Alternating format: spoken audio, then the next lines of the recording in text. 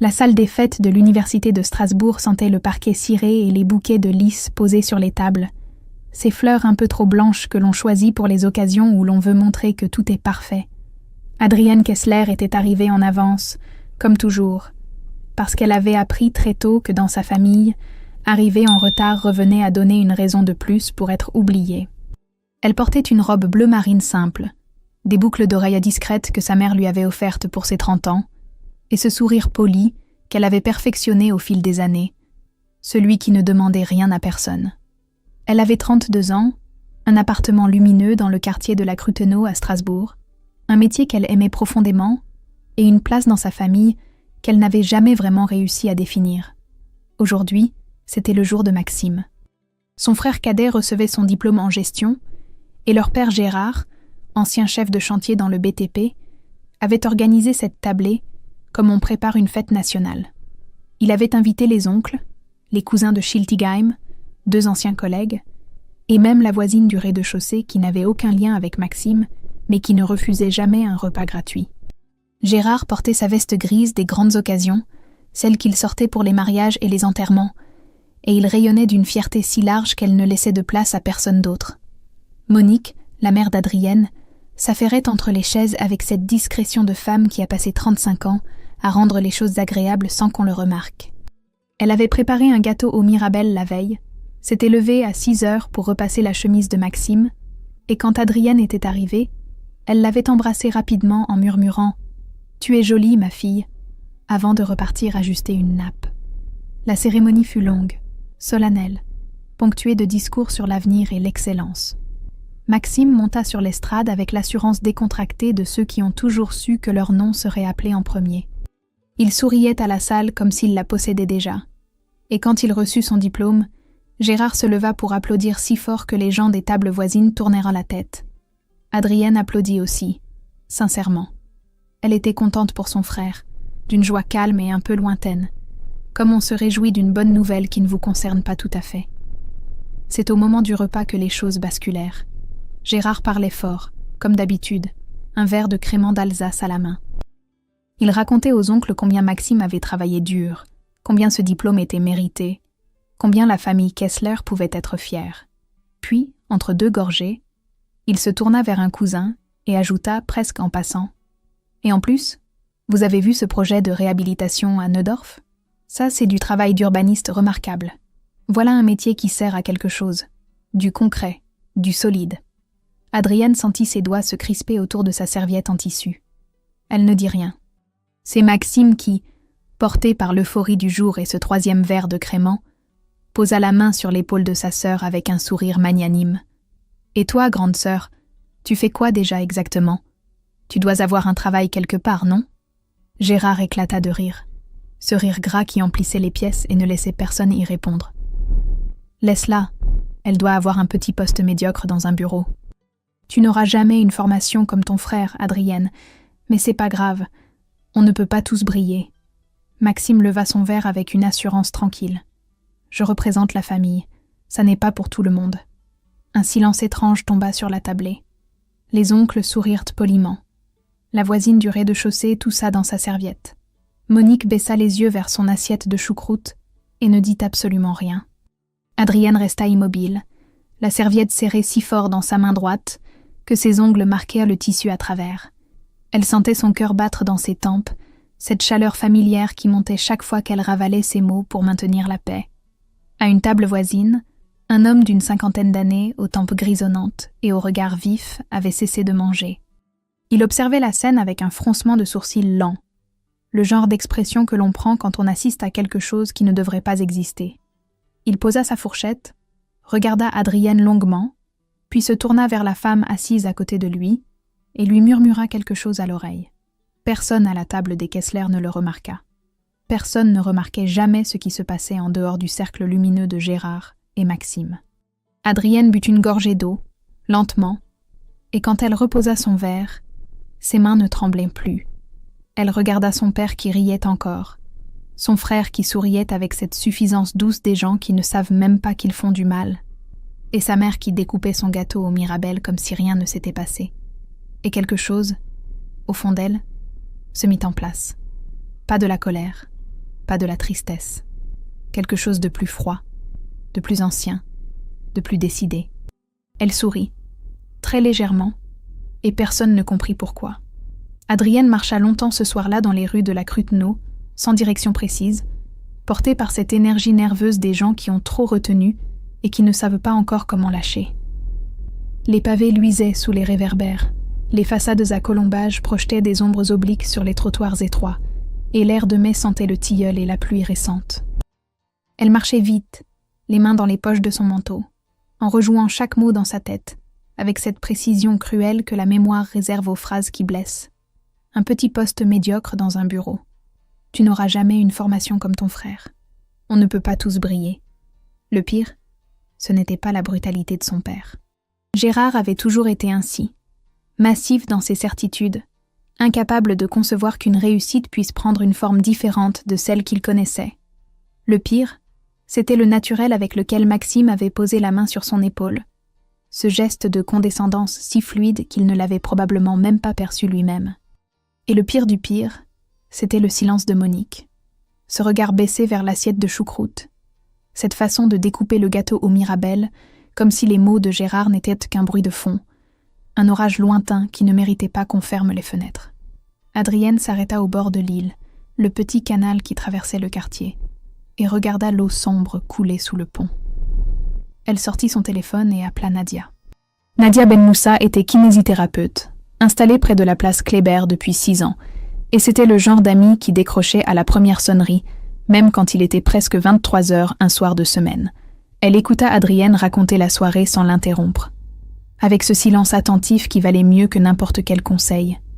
Puis elle dit simplement « Je suis au Café Brûlé dans un quart d'heure. Toi aussi. » Le Café Brûlé était un petit bistrot coincé dans une ruelle derrière la place. Le genre d'endroit où les serveurs connaissaient bien votre prénom et ne posaient pas de questions quand vous commandiez un 2e verre de Gewürztraminer un mardi soir. Adrienne y retrouva Nadia, qui avait déjà commandé pour 2 et qui la regarda s'asseoir avec cette expression de tendresse ferme, des gens qui vous aiment assez pour ne pas vous plaindre.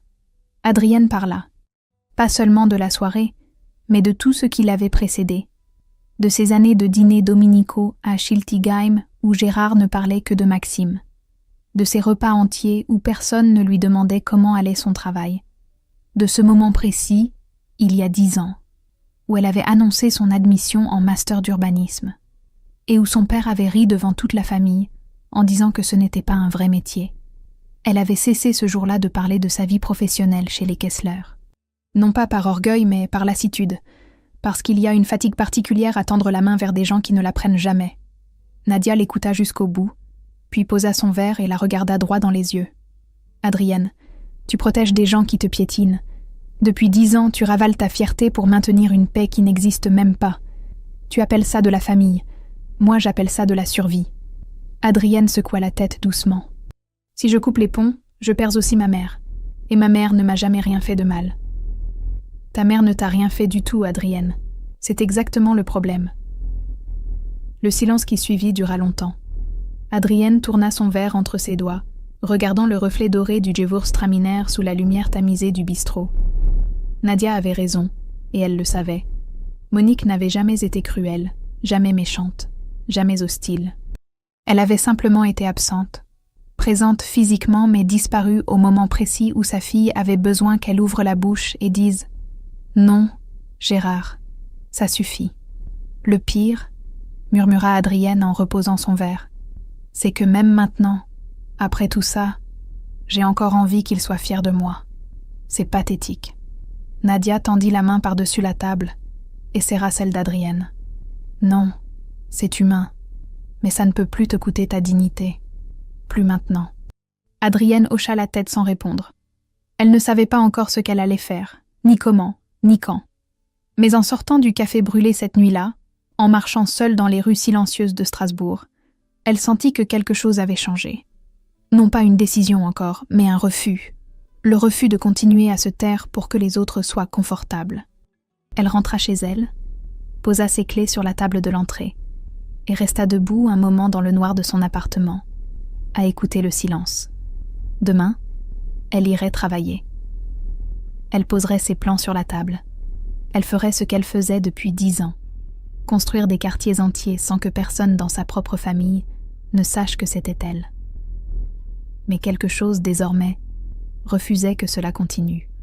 La rencontre eut lieu par hasard, un jeudi midi, dans un café du centre-ville où Adrienne avait l'habitude de déjeuner quand elle ne voulait pas manger au bureau. Elle était assise près de la fenêtre avec un croque-monsieur et une pile de plans étalés sur la table, ces dessins techniques que les gens prenaient souvent pour de l'art abstrait et qui étaient en réalité des mois de travail condensés en lignes et en courbes. L'homme aux tempes grisonnantes entra, commanda un café au comptoir et la reconnut immédiatement.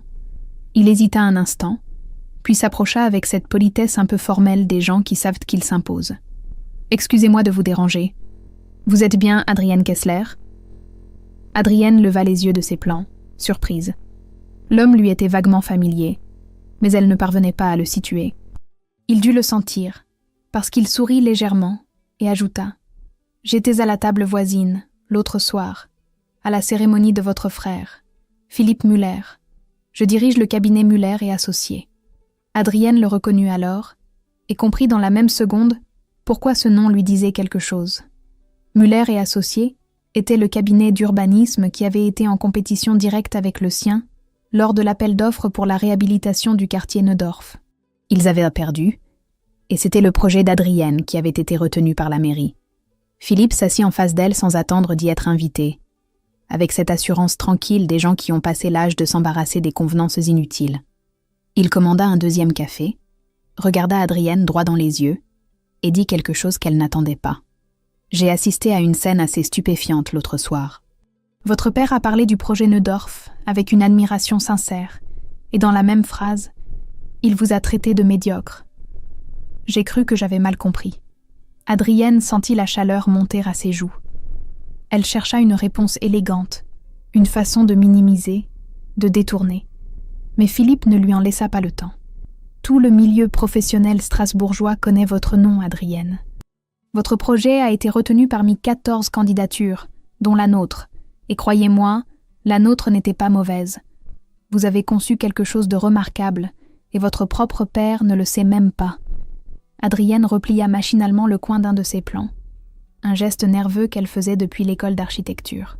« Ce n'est pas aussi simple que ça en a l'air. »« Non, » admit Philippe, « ça ne l'est jamais. Mais je voulais que vous sachiez autre chose. Le maire prévoit une inauguration publique du quartier réhabilité dans 6 semaines environ. Vous serez nommé officiellement comme chef de projet. Il y aura la presse locale, des élus, des habitants. Votre famille le sait ?» Adrienne secoua la tête lentement. Philippe la regarda un moment sans rien dire, avec cette expression de quelqu'un qui comprend plus qu'on ne lui explique. Puis il se leva, déposa sa carte sur la table et dit simplement avant de partir « Vous n'avez pas à vous cacher pour rendre les autres confortables. Bonne journée, Adrienne. » Elle resta seule avec son croque-monsieur refroidi et la carte de Philippe posée sur ses plans, à regarder par la fenêtre les passants qui traversaient la place sans se douter de rien. Le soir même, comme pour confirmer que l'univers avait un sens de l'ironie particulièrement aiguisé, Maxime l'appela. Il avait besoin qu'elle relise son CV avant de l'envoyer à des entreprises. Il le formula exactement comme ça, sans bonjour, sans demander comment elle allait, avec cette certitude naturelle des gens qui considèrent que votre temps leur appartient. « Tu peux y jeter un œil ce soir ? Rien de compliqué, c'est juste pour vérifier l'orthographe et la mise en page. Toi, t'as l'habitude de ce genre de truc administratif, non ? Ce genre de truc administratif. » Adrienne ferma les yeux un instant. Son frère lui demandait de corriger son CV comme on demande à une secrétaire un service banal, sans savoir que la femme au bout du fil avait conçu un quartier entier de leur ville. Elle aurait pu lui dire. Elle aurait pu tout lui expliquer dans ce moment précis, au téléphone, d'une voix calme. Mais elle ne le fit pas. « Envoie-le-moi », dit-elle simplement. « Je regarderai demain. » Elle raccrocha, posa le téléphone sur la table et regarda ses mains qui tremblèrent légèrement. Non pas de tristesse, de quelque chose de plus ancien, de plus lent, de plus déterminé. 6 semaines. L'inauguration était dans 6 semaines. Adrienne prit l'habitude, cette semaine-là, de passer par Neudorf en rentrant du bureau. Ce n'était pas sur son chemin, mais elle avait besoin de voir, de toucher presque, ce que 10 ans de silence avaient construit à la place des mots qu'elle n'avait jamais prononcés. Le quartier était méconnaissable. Là où il y avait eu des entrepôts désaffectés et des parkings fissurés, il y avait maintenant 3 immeubles de logements sociaux aux façades claires, intégrés dans la rue comme s'ils avaient toujours été là. Des commerces de proximité occupaient les rez-de-chaussée, une boulangerie avait déjà ouvert, et au centre de tout cela, une place avec des bancs en bois sous des tilleuls que l'on avait plantés 2 ans plus tôt et qui commençaient à donner de l'ombre. C'était Adrienne qui avait dessiné cette place. Elle avait insisté pour les tilleuls, contre l'avis de l'adjoint au maire qui voulait des platanes moins coûteux, parce qu'elle savait que les tilleuls fleurissent en juin et que leur parfum donne aux gens l'envie de s'asseoir et de rester. Des familles emménageaient.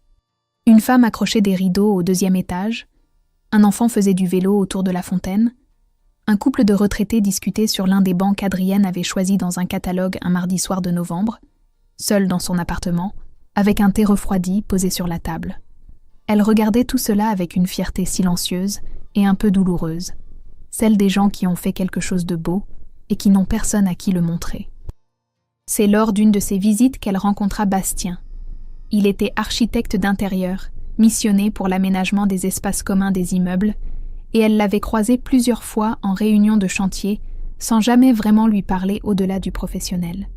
Ce jour-là, il était assis sur un muret près de la place, un carnet de croquis ouvert sur les genoux, en train de dessiner quelque chose qu'Adrienne ne voyait pas bien. Il leva la tête en la voyant approcher et sourit avec cette simplicité des gens qui n'essayent pas d'impressionner. « Je dessine votre place », dit-il en tournant le carnet vers elle.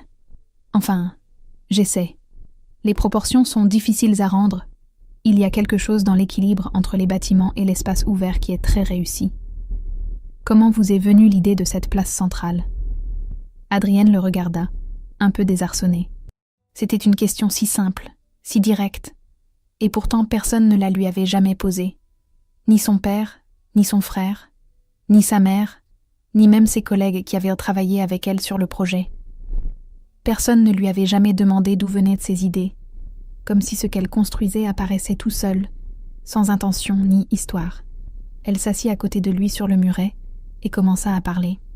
Elle raconta les tilleuls, le combat avec l'adjoint au maire, les soirées passées à redessiner l'angle de la place, pour que la lumière du matin tombe exactement entre les 2 immeubles. Elle parla pendant 20 minutes sans s'arrêter, et Bastien l'écouta sans l'interrompre une seule fois, le carnet posé sur les genoux, les yeux attentifs. Quand elle se tut, un peu gêné d'avoir autant parlé, il dit simplement « On sent que vous avez pensé à ce que les gens ressentiraient en s'asseyant là. » C'est rare. Adrienne ne répondit pas tout de suite. Elle regarda les tilleuls, le banc, l'enfant qui faisait du vélo, et sentit quelque chose de chaud et d'inattendu dans sa poitrine. Non pas de l'attirance, pas encore, mais le soulagement immense d'avoir été entendue par quelqu'un qui ne lui devait rien. En repartant vers la Crutenot ce soir-là, elle se rendit compte qu'elle souriait. Un vrai sourire, pas celui qu'elle portait aux dîners familiaux comme un masque poli. Et dans le tram qui longeait les quais de l'île, elle prit une décision qui s'imposa avec une clarté tranquille. L'inauguration de Neudorf aurait lieu dans 5 semaines. Elle inviterait toute la famille. Elle ne leur expliquerait rien. Et pour la première fois depuis 10 ans, ce seraient eux qui apprendraient quelque chose sur elle. Les dîners dominicaux chez les Kessler à Schiltigheim suivaient un rituel immuable. Monique préparait un bake-off ou une tarte flambée selon la saison. Gérard ouvrait une bouteille de Riesling en commentant le millésime comme s'il était sommelier. Et la conversation tournait invariablement autour de Maxime. Ses projets, ses ambitions, ses perspectives. Adrienne avait appris depuis longtemps à occuper sa place dans ce décor, celle de la figurante aimable qui passait le sel et souriait au bon moment. Ce dimanche-là, Gérard était particulièrement en forme. Maxime venait d'envoyer son CV à une dizaine d'entreprises, et son père avait passé la semaine à téléphoner à tous ses anciens contacts du BTP pour recommander son fils. Il racontait chaque appel avec une fierté minutieuse, comme s'il posait lui-même les briques de la carrière de Maxime. « J'ai appelé Bertrand chez Eiffage », disait-il en découpant sa part de bake-off avec autorité. « Il m'a dit qu'il cherchait quelqu'un en gestion de projet. Je lui ai dit que mon fils était exactement ce qu'il leur fallait. Un Kessler, ça travaille dur, ça ne déçoit pas. » Adrienne mastiquait en silence. Elle comptait mentalement les fois où son père avait prononcé le prénom de Maxime depuis le début du repas. 7. Le sien, 0. Après le dessert, un kouglof un peu sec que Monique avait acheté à la boulangerie parce qu'elle n'avait pas eu le temps d'en faire un, Adrienne sortit dans le petit jardin pour prendre l'air. La nuit tombait doucement sur les pavillons de Schiltigheim, et l'odeur de terre humide se mêlait à celle du tabac froid. Maxime était déjà là, adossé au mur du garage, une cigarette à la main.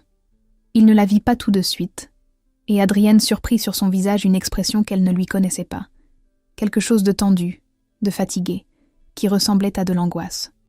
Il leva les yeux en l'entendant approcher, et remit aussitôt son masque habituel, ce sourire décontracté qui lui servait d'armure. Mais trop tard. Adrienne avait vu. Elle s'adossa au mur à côté de lui sans rien dire. Ils restèrent silencieux un moment, chose rare entre eux, et ce fut Maxime qui parla le premier, sans la regarder. « Et si je n'y arrive pas ?» Adrienne tourna la tête vers lui. « Papa a tellement parlé de moi à tout le monde, » continua-t-il en tirant sur sa cigarette. « À Bertrand, à ses anciens collègues, à toute la famille. Si je ne trouve rien de bien, je suis quoi? Le fils Kessler qui a déçu ?» Il écrasa sa cigarette contre le mur avec un geste nerveux. Adrienne le regarda longuement, et pour la première fois depuis des années, elle ne vit pas le frère arrogant qui lui tapotait l'épaule avec condescendance. Elle vit un garçon de 26 ans qui portait le poids d'une fierté qu'il n'avait pas demandée, et qui commençait à comprendre que le piédestal de Gérard était aussi une cage. Elle ne le consola pas. Elle ne lui dit pas que tout irait bien. Elle hocha simplement la tête et rentra à l'intérieur. Dans la cuisine, Monique rangeait les assiettes. Elle prit Adrienne par le bras au passage, doucement, et murmura à voix basse pour que Gérard, installé devant la télévision au salon, n'entende pas. « Je sais que tu fais des choses bien, ma fille, mais tu connais ton père, il ne comprend que ce qu'il peut toucher avec les mains. Ne lui en veux pas trop. » Adrienne regarda sa mère, cette femme qui savait et qui avait choisi le silence pendant 10 ans. Non par méchanceté, mais par cette lâcheté douce des gens qui préfèrent la paix au courage. « Tu savais, maman, et tu n'as rien dit. » Monique baissa les yeux et ne répondit pas. Adrienne prit son manteau et quitta la maison sans embrasser personne. Le jeudi suivant, elle retrouva Bastien dans un Winstub de la Petite France, un de ces restaurants alsaciens aux boiseries sombres et aux nappes à carreaux où l'on servait du vin au pichet. Elle ne savait pas très bien pourquoi elle avait accepté ce dîner, ni ce qu'elle en attendait. Ils parlèrent de tout et de rien, du projet, de Strasbourg, de cette lumière particulière que le soleil prenait sur les canaux en fin de journée. Puis Bastien posa sa main sur la table, près de la sienne sans la toucher, et demanda doucement « Vous allez bien ?»« Vraiment bien. » Pas la réponse polie. Adrienne sentit quelque chose céder en elle. Une résistance ancienne. Cette habitude de tout porter seule. Elle ne répondit pas tout de suite. Elle le regarda. Cet homme calme aux mains pleines de croquis qui ne demandait rien d'autre que la vérité. Et elle eut envie pour la première fois depuis longtemps d'être vue telle qu'elle était, sans armure, sans le sourire poli des dîners dominicaux. Ce soir-là, en rentrant chez elle, elle pensa à Bastien et pas à son père. C'était nouveau. Le jour de l'inauguration, le ciel au-dessus de Strasbourg était d'un bleu pâle et net, le genre de ciel de juin qui promet une journée longue et lumineuse. Adrienne s'était levée tôt, avait choisi une veste beige sur une robe simple et avait bu son café debout dans la cuisine, en regardant par la fenêtre les toits de la Crutenau, sans vraiment les voir. Elle avait invité sa famille 10 jours plus tôt, avec un naturel calculé qui lui avait coûté plus d'efforts qu'elle ne l'aurait admis. Elle avait appelé Gérard en disant qu'il y avait un événement municipal à Neudorf, une inauguration de quartier, du concret, des bâtiments, le genre de choses qui lui plairait. Gérard avait accepté avec enthousiasme, parce que Gérard aimait tout ce qui ressemblait à du béton et à des discours officiels. Monique suivrait, comme toujours.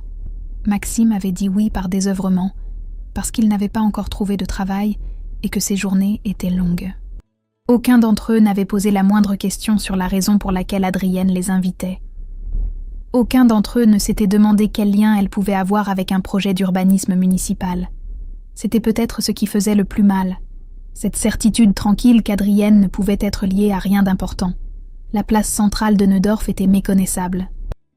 On avait installé une estrade devant les tilleuls, des chaises pliantes en rangée, une sono discrète et des banderoles aux couleurs de la ville. Des habitants du quartier étaient venus, des familles avec des enfants, des retraités qui avaient connu les anciens entrepôts, des journalistes de la presse locale avec des carnets et des appareils photos. Le maire de Strasbourg était là, entouré de ses adjoints, souriant à tout le monde avec cette affabilité professionnelle des élus en campagne perpétuelle. Adrienne repéra sa famille dans la foule. Gérard avait mis sa veste grise des grandes occasions. Il commentait déjà les façades avec un cousin en hochant la tête d'un air approbateur. « Regarde-moi ces finitions », disait-il en touchant le crépi d'un mur. « Ça, c'est du travail propre. Celui qui a conçu ce quartier savait ce qu'il faisait. » Adrienne entendit ces mots et sentit son cœur battre plus fort. Mais son visage ne trahit rien. Elle prit place au deuxième rang, à côté de Philippe Muller, qui lui adressa un signe de tête discret. Bastien était quelques rangées plus loin, le regard posé sur elle avec une attention silencieuse. Le maire monta sur l'estrade. Il parla de renouvellement urbain, de mixité sociale, de l'avenir de Strasbourg. Des mots de maire, polis et calibrés. Puis sa voix changea légèrement, prit un ton plus personnel, et il dit « Ce projet n'aurait pas été possible sans la vision et le travail exceptionnel d'une jeune urbaniste strasbourgeoise. Je voudrais remercier publiquement Adrienne Kessler, chef de projet, dont l'engagement et le talent ont transformé ce quartier. Adrienne, si vous voulez bien vous lever. » Un silence tomba sur l'assemblée, puis des applaudissements éclatèrent. Adrienne se leva, lentement. Elle sentait ses jambes trembler très légèrement sous sa robe, mais sa voix intérieure était calme, d'un calme qu'elle ne se connaissait pas. Elle se tourna vers la rangée où sa famille était assise. Le visage de Gérard s'était figé. Ses yeux étaient écarquillés, sa bouche entr'ouverte, sa main immobilisée à mi-chemin entre son genou et la coudoir de sa chaise. Maxime avait pâli d'un coup, comme si le sang avait quitté son visage en une seconde. Monique avait porté la main à sa bouche et ses yeux brillaient déjà. Adrienne les regarda tous les trois, l'un après l'autre, posément, sans hâte. Et elle sourit. Pas un sourire de vengeance, pas un sourire de triomphe. Le sourire de quelqu'un qui cesse enfin de se cacher. Gérard se leva brusquement, le visage décomposé, et sa voix résonna trop fort dans le silence respectueux de l'assemblée. « Comment oses-tu nous cacher ça ?» Les gens se retournèrent. Les journalistes levèrent la tête. Le maire fronça les sourcils. Adrienne ne sia pas. Elle regarda son père droit dans les yeux et répondit d'une voix posée, sans colère, sans tremblement. « Tu ne m'as jamais posé la question, papa. Pas une seule fois en 10 ans. » Philippe Muller se leva à son tour et dit d'une voix claire que toute l'assemblée entendit. « Je confirme. Votre fille est l'une des urbanistes les plus respectées de notre région. » Gérard resta debout un instant, le regard perdu. Puis il attrapa Monique par le bras et quitta la cérémonie à grands pas, la mâchoire serrée, sans se retourner. Maxime ne bougea pas. Il resta assis sur sa chaise pliante, les mains posées sur les genoux, le regard fixé sur sa sœur qui recevait les félicitations du maire, sous les applaudissements. Et dans ses yeux, pour la première fois, il n'y avait ni condescendance, ni arrogance. Il y avait de la honte. Le téléphone d'Adrienne sonna 14 fois le lendemain de l'inauguration. Elle compta. 5 appels de Monique, 3 de sa tante Françoise, 2 du cousin de Schiltigheim et 4 numéros qu'elle ne connaissait pas et qui étaient probablement d'autres membres de la famille alertés par le bouche à oreille. Gérard, lui, n'appela pas. Son silence était plus bruyant que tous les appels réunis. Adrienne ne décrocha qu'une seule fois, le 5e appel de Monique, parce qu'il y a une limite au nombre de fois où l'on peut regarder le prénom de sa mère s'afficher sur un écran sans répondre. Monique pleurait. Pas des sanglots bruyants, mais cette respiration hachée, mouillée, des femmes qui ont appris à pleurer sans faire de bruit pour ne déranger personne. « Adrienne, ma fille, pourquoi tu as fait ça comme ça ? Devant tout le monde, devant les voisins, devant le maire. Ton père n'a pas dormi de la nuit. Il dit que tu l'as humilié exprès, que tu aurais pu nous le dire en privé, que c'était cruel. » Adrienne ferma les yeux. Elle s'attendait à ces mots, elle les avait anticipés un par un, et pourtant ils faisaient mal avec une précision qu'elle n'avait pas prévue. « Maman, dit-elle lentement, papa m'a traité de médiocre devant toute la famille le jour de la remise de diplôme de Maxime. Il ne s'est pas demandé si c'était cruel. Ce n'est pas pareil, Adrienne. Il ne pensait pas à mal. Tu connais ton père. Il parle sans réfléchir. Mais toi, tu as préparé cette chose. Tu nous as invités exprès. Ne détruis pas cette famille pour une question d'orgueil. Je t'en supplie. Adrienne sentit la colère monter et la ravala avec un effort qui lui serra la gorge. Sa mère retournait la situation avec une habileté inconsciente, transformant la victime en coupable et le mépris en maladresse. C'était le talent de Monique, cet art de lisser les angles pour que personne ne soit jamais vraiment responsable de rien. « Je ne détruis rien, maman. Je montre ce qui existait déjà. » Monique raccrocha en pleurant. Adrienne posa le téléphone sur la table de la cuisine et resta assise longtemps dans le silence de son appartement, les mains à plat sur le bois, à regarder la lumière du soir dessiner des rectangles dorés sur le sol. Le doute l'envahit par vagues successives, insidieux, tenaces. Avait-elle eu raison de procéder ainsi? Avait-elle piégé son propre père, tendu un guet-apens public à un homme de 63 ans qui n'avait jamais su exprimer autre chose que du mépris parce que c'était la seule langue qu'on lui avait apprise? Elle se leva, fit quelques pas dans l'appartement, s'arrêta devant la fenêtre. La Cruteno vivait sa soirée ordinaire. Des vélos passaient. Une femme promenait un chien. Un couple riait sur le trottoir d'en face. La vie continuait pour tout le monde sauf pour elle. Elle pleura. Debout, sans bruit, les bras croisés sur la poitrine, comme on se tient soi-même quand il n'y a personne pour le faire. Bastien arriva vers 21h. Elle lui avait envoyé un message bref, 3 mots, « Tu peux venir ?» Et il était là 40 minutes plus tard avec une bouteille de Riesling et rien à dire de préparé. Il ne lui demanda pas de raconter, ne lui dit pas que tout irait bien, ne prononça aucune de ces phrases creuses que les gens offrent comme des pansements sur des fractures ouvertes. Il s'assit à côté d'elle sur le canapé, servit 2 verres et attendit. Ce fut Adrienne qui parla la première, d'une voix rauque et fatiguée. « Est-ce que j'ai été cruelle ?» Bastien réfléchit un moment avant de répondre, et Adrienne lui en fut reconnaissante. Les réponses instantanées sont rarement honnêtes. « Tu n'as pas humilié ton père, Adrienne. Tu as juste arrêté de te cacher pour qu'il soit confortable. Ce n'est pas la même chose. » Elle le regarda, et quelque chose dans ses mots, dans leur justesse simple, dénoua en elle un nœud qu'elle portait depuis des jours. Elle posa sa tête sur son épaule, doucement, comme on teste un appui avant de s'y abandonner. Il ne bougea pas. Il posa sa main sur la sienne, sans serrer, sans insister, et ils restèrent ainsi longtemps dans le silence de l'appartement, à écouter les bruits de la rue qui montaient par la fenêtre ouverte. Adrienne s'endormit cette nuit-là avec une certitude calme. Elle irait voir son père. Non pour s'excuser, non pour le convaincre. Pour lui dire, une fois, tout ce qu'elle portait depuis 20 ans. Et ensuite, quoi qu'il arrive, elle serait libre.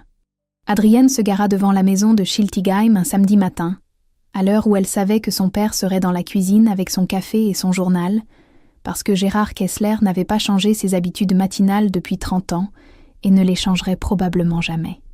Elle resta un moment dans la voiture, le moteur éteint, les mains sur le volant.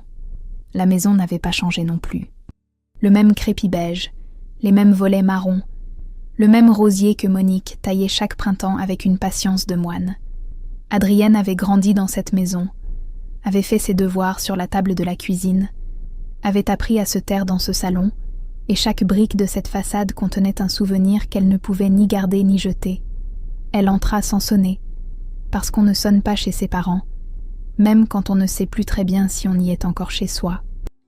Gérard était assis à la table de la cuisine, les dernières nouvelles d'Alsace ouvertes devant lui, une tasse de café à moitié vide à la main.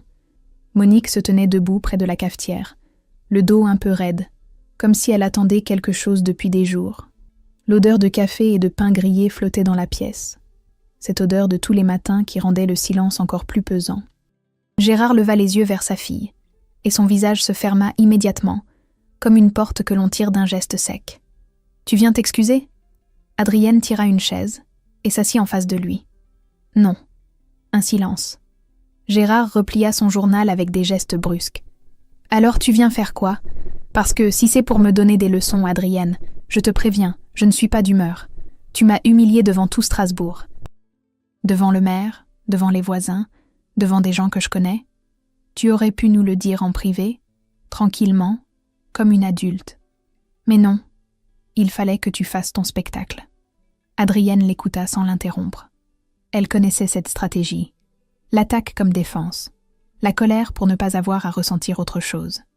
Elle laissa les mots retomber dans le silence de la cuisine, puis dit « Te le dire en privé, papa, pour que tu hausses les épaules et que tu changes de sujet, comme tu l'as fait toute ma vie. Gérard ouvrit la bouche, la referma. Adrienne vit passer dans ses yeux quelque chose de fugace, une fissure minuscule dans la certitude, et elle sut qu'elle avait touché juste.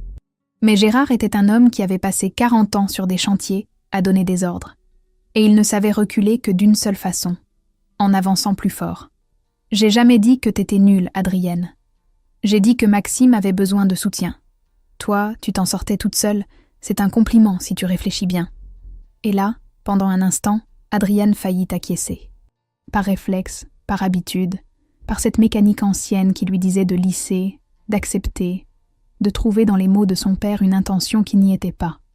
La petite fille en elle voulait tellement que ce soit vrai, que le mépris ait été de l'admiration maladroite, que les années de silence aient eu un sens acceptable. Mais ce n'était pas vrai. Et elle le savait. Elle se redressa sur sa chaise et parla d'une voix qui tremblait légèrement, mais qui ne se brisa pas. « Un compliment ? Tu m'as traité de médiocre devant toute la famille, papa. Tu as ri quand j'ai annoncé mon master. Tu n'as jamais demandé une seule fois en 10 ans ce que je faisais de mes journées. Se débrouiller seul ne veut pas dire ne pas avoir besoin de son père. Tu ne m'as pas laissé voler de mes propres ailes. Tu m'as appris à me taire. Ce n'est pas la même chose. » Gérard resta immobile, le regard fixe. Monique, qui n'avait pas bougé de sa place près de la cafetière, les yeux baissés, les mains serrées sur le torchon de cuisine, prit la parole. Sa voix était faible, hésitante, mais claire. « Elle a raison, Gérard. On l'a abandonnée. Moi aussi. Je savais et je n'ai rien dit, parce que c'était plus simple de se taire. » Gérard tourna la tête vers sa femme, avec une expression de stupéfaction blessée, comme si le sol se dérobait sous ses pieds, des 2 côtés en même temps. Il ouvrit la bouche, la referma, se leva brusquement, et quitta la cuisine sans un mot.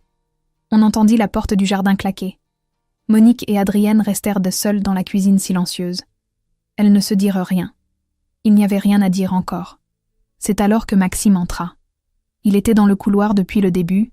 Adrienne le comprit à ses yeux rougis. Il s'assit à la place de son père, en face de sa sœur, et dit d'une voix basse : « J'ai été con, Adrienne. Je le savais au fond. » C'était plus facile de jouer le rôle que papa attendait que de le remettre en question. Adrienne le regarda. Elle ne le serra pas dans ses bras. Pas encore. Mais elle hocha la tête, lentement, et pour la première fois depuis des années, ils se regardèrent, sans qu'il y ait entre eux la distance d'un piédestal. Les choses ne se réparèrent pas d'un coup. Elles ne se réparent jamais d'un coup. Et les histoires qui prétendent le contraire mentent sur la nature humaine. Ce qui se passa dans les mois qui suivirent ressembla davantage à un chantier lent, patient, semé de silences maladroits et de gestes minuscules qui coûtaient plus qu'ils n'en avaient l'air. Gérard ne prononça jamais le mot pardon. Adrienne cessa de l'attendre. Il y a une liberté particulière dans ce renoncement-là. Quand on arrête d'espérer un mot que l'autre ne possède pas dans son vocabulaire et qu'on apprend à lire l'amour dans la langue qu'il parle, même si cette langue est pauvre et rugueuse et pleine de trous. Un dimanche matin de septembre, 3 mois après l'inauguration, Adrienne reçut une photo sur son téléphone. Gérard, seul, debout devant la place aux tilleuls de Neudorf, les mains dans les poches de sa veste grise. Le message qui accompagnait la photo tenait en 3 mots. « C'est bien construit ». Adrienne resta longtemps assise dans sa cuisine à regarder l'écran, les yeux humides, partagés entre le rire et les larmes. C'était dérisoire. C'était en retard de 20 ans. C'était dit dans la seule langue que Gérard connaissait, celle du béton et des murs droits, et pourtant ça la toucha avec une force qu'elle n'aurait jamais avouée à personne. Pour un homme du BTP, dire d'un ouvrage que c'est bien construit, c'est dire « je vois ce que tu as fait », et c'est solide. Et Adrienne, qui avait passé sa vie à bâtir des quartiers entiers pour des gens qui ne la connaîtraient jamais, comprit que son père venait enfin de la regarder. Maxime trouva un emploi modeste dans une entreprise de logistique à Haguenau. Il n'en fit pas une fierté démesurée, et c'était peut-être le signe le plus clair qu'il avait changé. Il appelait Adrienne le mercredi soir, régulièrement, pour des conseils professionnels ou parfois pour rien, juste pour parler, et il n'y avait plus dans sa voix cette condescendance douce des gens qui croient vous faire un honneur en vous adressant la parole. Monique vint déjeuner chez Adrienne un samedi par mois, seule, sans Gérard. Elle parlait de choses simples, de recettes, du temps, des voisins, et parfois, quand le café refroidissait dans les tasses et que le silence s'installait naturellement, Monique posait la main sur celle de sa fille et ne disait rien. C'était leur façon à elle de reconstruire quelque chose qui n'avait peut-être jamais vraiment existé. Adrienne et Bastien vivaient ensemble dans un appartement lumineux de Neudorf, au 2e étage d'un des immeubles qu'elle avait conçus. La fenêtre de la chambre donnait sur la place aux Tilleuls. Un matin d'octobre, en partant travailler, Adrienne découvrit dans l'entrée une maquette encadrée du plan original de cette place, montée sur un fond de bois clair. Bastien ne laissa aucun mot à côté. Il n'en avait pas besoin. Le dernier dîner dominical chez les Kessler auquel Adrienne assista cette année-là fut tendu, imparfait, traversé de silence où chacun mesurait les mots qu'il n'osait pas encore dire. Mais Adrienne y était parce qu'elle le choisissait, pas parce qu'elle mendiait une place. Quand Gérard, au dessert, dit maladroitement devant un cousin en visite « Adrienne travaille dans l'urbanisme, elle est assez douée », c'était minable, c'était insuffisant, c'était en retard de 20 ans. Mais Adrienne sourit, pas le sourire de celle qui pardonne, pas le sourire de celle qui oublie, le sourire de celle qui...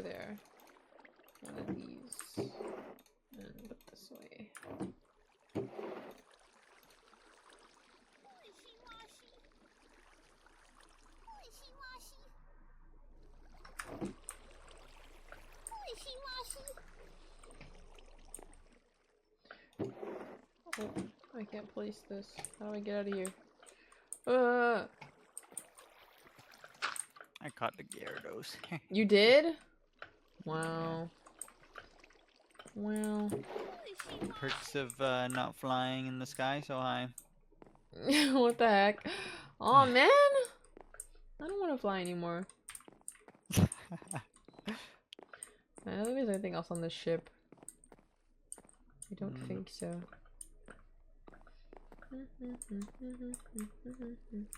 What the heck? A golden Taurus. What is this?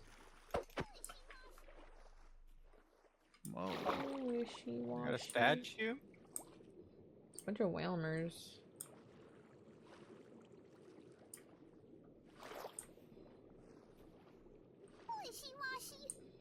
Oh my gosh.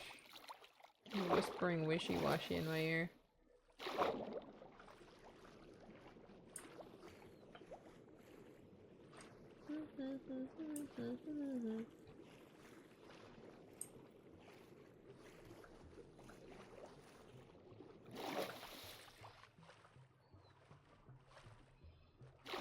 Like what? I feel like we're actually just swimming into the ocean right now. I know there's nothing out here. There's actually nothing okay, out okay. here. Oh, I think I found some land, unless it's another island. Oh my god, it might be another island. Oh no. Yeah, I'm just at a different island.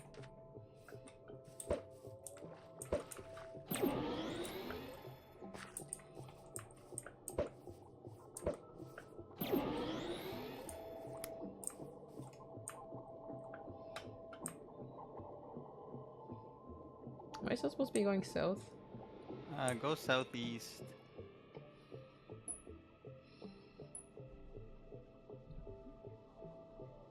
Dang, it was like a big island. Had a little pond in the middle of it even. Yeah, there's nothing out here, bro.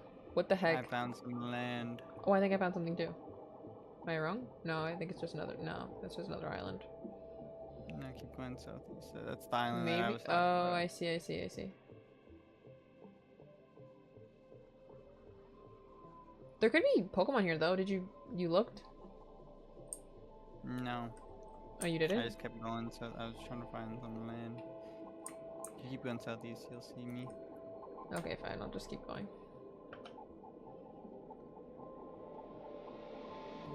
How are you going? Are you have a boat or what? Yeah, that's the island I'm at. I'm up on a little statue. I'm right below you right now. Oh, I You see. drove over me. I see you. I see you. Just almost pushed me off. Oh my goodness. Oopsie.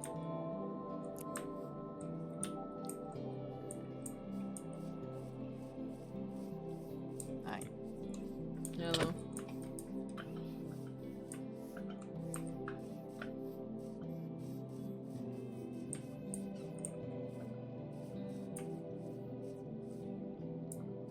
I wonder if we'd be able to catch a legendary, like at least battle one. I think so. I think I could. But I don't have all my strongest Pokemon with me though. Like I have like some pretty weak ones. Ooh, there's a village to raid over Scatterbug. there. No, thank you.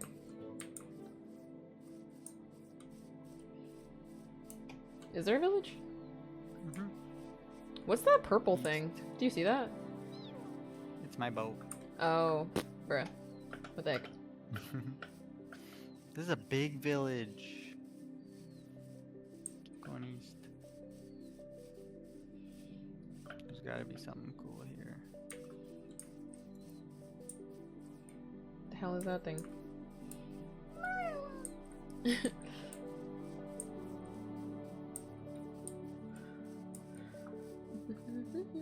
This place bougie as hell. Really? Yeah. Is there a Pokestop? I don't know.